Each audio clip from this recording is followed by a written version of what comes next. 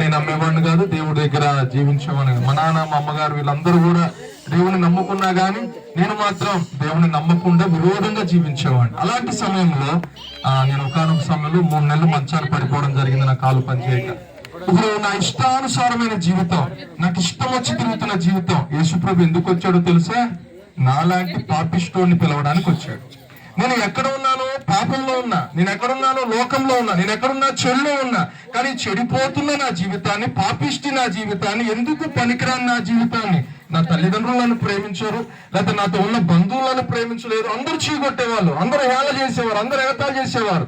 అలాంటి బ్రతుకుతున్న నా జీవితాన్ని, నన్నే కాదు సుమా, ఇక్కడ కూర్చున్న మిమ్మల్ని కూడా ప్రభు పిలవడానికి లోకంలోకి వచ్చాడు. ఎలా పిలవడానికి వచ్చాడు తెలుసా?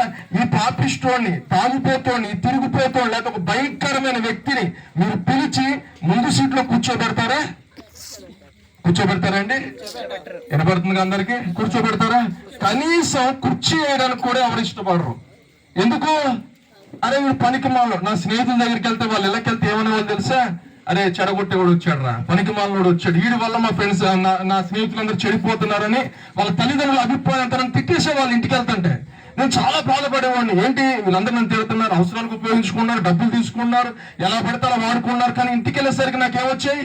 అవమానాలు వచ్చాయి, నిందలు వచ్చాయి. ఇప్పుడు నన్ను ఎవ్వరు ఇంటికి పిలిచేవాడు కాదు, అందరూ వాడుకునే వాళ్ళు, వాడుకుని వదిలేసేవాళ్ళు. కానీ ఇప్పుడు నా పరిస్థితి ఏమైపోయిందయ్యా అంటే ఎవ్వరూ లేక, ఎవరు ఆదరించేవారు లేక, ఎవరు ప్రేమించేవారు లేక ఒక అనాథగా మిగిలిపోయి ఏడుస్తున్నా. ఏమని తెలుసా?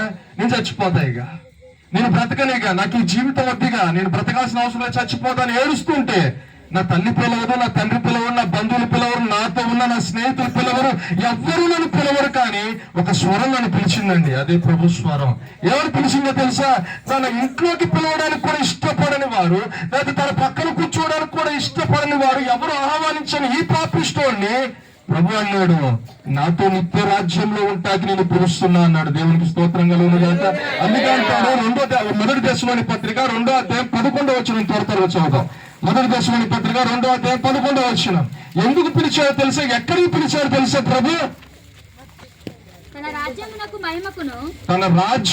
మహిమకును మిమ్మల్ని పిలుచుచున్నవాడు. చూడండి ఎక్కడికి పిలిచాడు తెలుసా? తన రాజ్యముకు, తన మహిమకు. ఈ పాపిష్టోడికి మహిమ ఎక్కడ ఉందండి అసలుకి? ఈ పాపిష్టోడు సొంత ఇంట్లోనే విలువలేక ఎందుకు బతుకుతున్నావురా అని తిట్లు తిన్న జీవితం కదా. రోడ్లందరూ తిరుగుతుంటే అందరూ అవమానిస్తూ ఎగతాళి చేస్తూ ఈనంగా చూసిన బ్రతుకు కదా. ఆఖరికి నాకు చదువు చెప్పే గురువులు కూడా ఇలాంటి వాడు స్కూల్లో ఉంటే వేస్ట్ అని చెప్పని అసహించుకున్న జీవితం కదా. కానీ ఆ ప్రభు పిలిచి అన్నాడు, ఏమని తెలుసా? నా కుమారుడు నాకు కావాలి. ఎందుకు ప్రభు? నా తల్లిదండ్రులకి నేను ఇష్టం లేదు, నా బంధువులు చూస్తే ఎలా చేస్తున్నారు, నా స్నేహితులు చూస్తే ఎగతాళి చేస్తున్నారు, లోకంలో ఒక చీర పురుగులా బతుకుతున్నాను కదయ్యా. నేనెందుకంటే నువ్వు నాకు కావాలా కుమారా, నువ్వు నేను పిలుచుకున్నా. ఈ రోజు నన్నే కాదు మిమ్మల్ని అందరినీ కూడా దేవుడు పిలుచుకున్నాడు. దేనికో తెలుసా? తనతో ఉండడానికి, తన మహిమలో ఉండడానికి, తన మహిమను పొందుకొని తన రాజ్యంలో నువ్వు నేను ఉండడానికి కూడా ప్రభు మనలందరినీ పిలుచుకున్నాడండి. అలాంటి గొప్ప దేవుడు, అంత కనికరం గల దేవుడు, పాపిష్టి వాడిని తన మహిమతో నింపి తన రాజ్యంలో నిలబెట్టగలిగే దేవుడు ఈ లోకంలో ఎవరైనా ఉన్నారు అంటే అది ప్రభు మాత్రమే. దేవునికి స్తోత్రం కలుగును గాక. ఎందుకంటే ఇలాంటి వారు ఎవరు పిలవరు కదా. పిలుస్తారు తాగిపోతున్నా, భయంకరమైన వ్యక్తిని పిలుస్తే పోనీ మీరు పిలుస్తారు చెప్పండి? భయంకరమైన వ్యక్తిని కూడా పిలిచి మార్చి తన మహిమతో నింపి తన రాజ్యంలో రేపొద్దున తన సింహాసనం ఎదుట నిలబెట్టగలిగిన వాడు మన ప్రభు. అలాగని పిలుచుకున్నాడు. మిమ్మల్ని కూడా పిలవగలిగిన దేవుడు మీరు నమ్మగలిగితే. ఇంకా 2వ మాట చదువు చూడండి, లూకా సువార్త 4వ అధ్యాయం 18వ వచనం. ప్రభు ఇంకా ఎందుకు ఈ లోకానికి వచ్చాడయ్యా అంటే 4:18 లూకా సువార్త. ప్రభు ఈ లోకానికి ఎందుకు వచ్చాడు? ఇంకా సువార్త ప్రకటించుటకు, బంధకాల్లో, సంఖ్యలలో, ఇబ్బందులలో, వ్యాధుల్లో ఉన్న వారికి ఏమి ఇవ్వడానికి వచ్చాడు? విడుదల ఇవ్వడానికి వచ్చాడు. నా బ్రతుకు విడుదల లేని బ్రతుకు, కట్ల చేత, బంధకాల చేత, దయ్యాల చేత, భయంకరమైన చీకటి చేత పీడించబడుతున్న బ్రతుకు, చనిపోదామనుకున్న చివరి రోజు నా బంధకాలు, నా మీద ఉన్న చీకటి, నాకు మీద ఉన్న విరోధమైన వాటి నుంచి నన్ను విడిపించి ఈ రోజు సజీవ లెక్కలో 13 సంవత్సరాలు నన్ను నిలబెట్టి వాడుకున్నాడు. దేవునికి స్తోత్రం కలుగును గాక. ఆ రోజు చివరి రోజు అనుకున్నా. ఆ రోజుకి నాకు జీవితం లేదనుకున్నాను. నేను ఇంటర్మీడియట్ చదువుతున్నాను, ఫస్ట్ ఇయర్. ఆ టైంలో నాకు బ్రతుకు లేదు, నాకు జీవితం లేదనుకున్నాను. కానీ ప్రభు నమ్మదగిన వాడు, ఎంత గొప్పవాడో తెలుసా? పిలిచి 13 సంవత్సరాలు సజీవుడిగా నిలబెట్టి వాడుకున్నాడు. ఆ రోజు చనిపోదాం డిసైడ్ అయిపోయా. ఎందుకు? లెగలేని పరిస్థితి. అందరూ అసహించుకున్నారు, చీదరించుకున్నారు. ఏంట్రా కుంటోడు అయిపోయాం, లెగలేకపోతున్నావు ఏంట్రా, నీ బతుకేంటి ఇట్లా అయిపోతుందంటే, నా కాళ్ళలో ఉన్న బంధకాలు, నా కాళ్ళలో ఉన్న శక్తులు, లేదా నా కాళ్ళలో ఉన్న పరిస్థితుల నుంచి నన్ను ప్రభు విడిపించి ఈరోజు సజీవుడిగా నా కాళ్ళ మీద నన్ను నిలబెట్టి వాడుకున్నాడు. అది మన ప్రభు గొప్పతనం.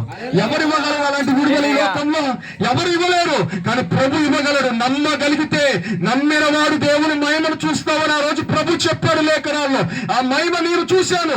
ఈ రోజు నువ్వు నమ్మగలిగితే ఇక్కడ కూర్చున్న నేను నమ్మగలిగితే ఈ రోజు కూడా ప్రభు మహిమను చూడగలము. నమ్మగలిగితే నన్ను విడిపించిన దేవుడు, నన్ను లేవనెత్తిన దేవుడు, నన్ను బలపరిచిన దేవుడు నిన్ను లేవనెత్తగలడు, నిన్ను నిలబెట్టగలడు.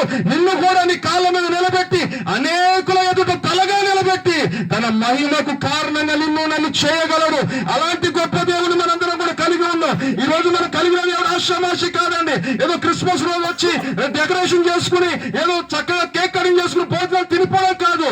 ఆ ప్రభు యుగ సమాప్తి వరకు కూడా మనల్ని నిలబెట్టి రేపటి దినాన తన మహిమలో నిలబెట్టడానికి ఈ లోకానికి వచ్చాడు, వెళ్ళాడు, రేపు రాబోతున్నాడు. నేను నమ్మి కనుక రక్షణ పొంది ఆయన విశ్వాసం ఉంచగలిగితే రేపు ఆయన సింహాసనం ఎదుట. ఈ రోజు ఇవన్నీ చూసి చాలా హ్యాపీగా అయిపోతున్నాం కదా. మంచి సంతోషం ఏంటంటే మేడం గారు వచ్చి అన్నారు. మరి మాకు రాలేదులే కానీ మీకు సంతోషంగా ఉంది వచ్చిన వాళ్ళందరూ కదండి. ఉందా లేదా? ఉంటుంది, ఖచ్చితంగా ఉంటుంది. కాబట్టి మరి మీకు హ్యాపీ ఉంటుందిగా. ఇది కాసేపే అంట. నేను మీకు ప్రైజ్ వచ్చిందన్న బాధ లేదు, కానీ నాకు పెద్ద ప్రైజ్ ఉంది అక్కడ. అది ఖచ్చితం. మీకు లేని ప్రైజ్ నాకుంది, మీకంటే ఎక్కువ ఉంటుంది. నాకు ఎందుకో తెలుసా? నిలబెట్టాడు దేవుడు, పిలుచుకున్నాడు దేవుడు, రేపొద్దున అక్కడ నిలబెట్టబోతున్నాడు. నన్ను విడిపించిన దేవుడు ఇగో నమ్మకంగా ఉండు వానికి ఏమిస్తా అన్నాడు? జీవ కిరీటం ఇస్తా అన్నాడు కదా. మరి ఆ జీవ కిరీటం రేపొద్దున నా కొరకు ఎదురు చూస్తుంది. మరి మీకు వద్దా? వజ్రాల కిరీటం, వైడూర్యాల కిరీటం మీకు ఇస్తా అంటే వద్దా? కావాలంటే ఏం చేయాలి తెలుసా? మిమ్మల్ని పిలుస్తున్నాడు దేవుడు. ఈ రోజు ఈ రాత్రి కాల సమయంలో మిమ్మల్ని పిలుస్తున్నాడు. మీరు ఏ పరిస్థితిలో ఉన్నారో నాకు తెలియదు, కానీ మిమ్మల్ని చూస్తున్న ప్రభు మిమ్మల్ని పిలుస్తున్నాడు. ఆయన నమ్మండి, ఆయన ఎందుకు విశ్వాసం ఉంచండి, మీ హృదయాన్ని అంగీకరించండి, ప్రభు మీద మీ దృష్టి పెట్టండి.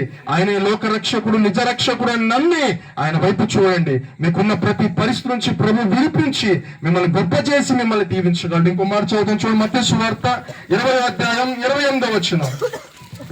ఇంకా దేనికి వచ్చాడంటే, అలాగే మనుష్య కుమారుడు పరిచారం చేయించుకొనుటకు రాలేదు గాని పరిచారం చేయుటకును ప్రతిగా విమోచన క్రయధనంగా. ఇప్పుడు నా కొరకు మా నాన్నగారు ఏమైనా వెల చెల్లిస్తారా? ఉదాహరణకు అనుకుందాం, చెల్లించలేరుగా. లేకపోతే ఇక్కడ ఉన్న మీరెవరన్నా వెల చెల్లిస్తారా? మా అన్నయ్య మా అయ్యగారు చెన్నయ్య గారు పాపం చాలా కష్టపడుతున్నాడని మీరేమన్నా వెల చెల్లిస్తారా? ఇంకా అరుణాకర్ ఏమైనా వెల చెల్లిస్తావా? అమ్మా చెల్లెమ్మ ప్రేమావతి చెల్లిస్తావా? ఒక 50,000 కావాలా? వెల చెల్లిస్తారా ఎవరన్నా? చెల్లినా ఎవ్వరు మీరు ఒకళ్ళు ఇచ్చినా చాలా తక్కువ ఇస్తారు. కానీ ప్రభు వెల ఎలా చెల్లించాడు తెలుసా? ఒకవేళ ఉదాహరణకి ఒకసారి మీ చేయి కోసుకోండి, వల్లైద్దా? చాలా నొప్పి అనిపిస్తుంది.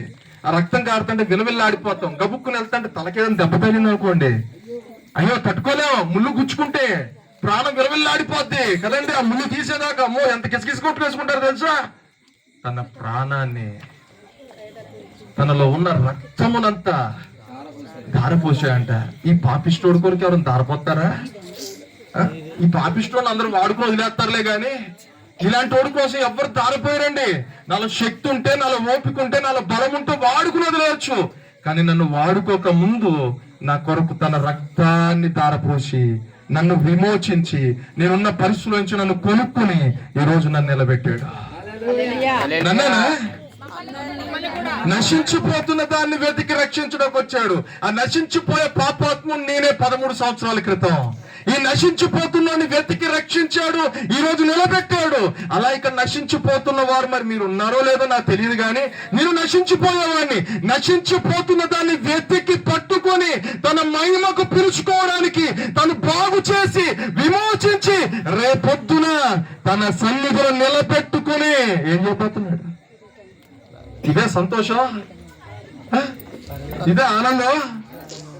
ఇంతకు మించిన ఆనందం, ఇంతకు మించిన సంతోషం రేపొద్దున రాబోతుంది. దేవునికి స్తోత్రం కలుగును గాక. మరి ఈ రోజు నిజంగా నశించిపోతున్నాం. ఇక్కడ అందరూ నశించిపోయే వాళ్ళైనా కాదంటారా? ఏదో ఒక రీతిగా నశించిపోయా. మరి నేను రక్షించలేదా? నశించిపోతుందని వెతికి రక్షించలేదా? మరి నీ ప్రభు నేను రక్షించడానికి లోకానికి వచ్చాడు. ఎందుకు వచ్చాడు ప్రభు? పాపాత్ముడి కోసం వచ్చాడండి, పనికిమాలోడి కోసం వచ్చాడండి, వేస్ట్ గాల కోసం వచ్చాడండి. వైద్యుడు రోగం ఉన్నోడికే కావాలి. నిజమే, నాలాంటి పాపాత్ముని రక్షించడానికి ప్రభు ఈ లోకానికి వచ్చాడు. నాలాంటి వేస్ట్ క్యాండిడేట్ ని రక్షించడానికి ప్రభు వచ్చాడు. నిజమే, రక్షకుడు నాకు కావాలి. ఎంతమంది అయితే ఆ యేసు రక్షకుడు నాకు కావాలని ఈ రోజు విశ్వసిస్తున్నారో హృదయంలో, వారందరిలోకి ప్రభు రాబోతున్నాడు. వారందరినీ ప్రభు దర్శించబోతున్నాడు. ఒక్కసారి నిలబడదాం, అందరం నిలబడి ప్రభువుని కనపరుద్దాం. ఈ సమయంలో ప్రభుని స్తుతిద్దాం. ఇవన్నీ నువ్వు నమ్మగలిగితే గనక నీ కొడుకు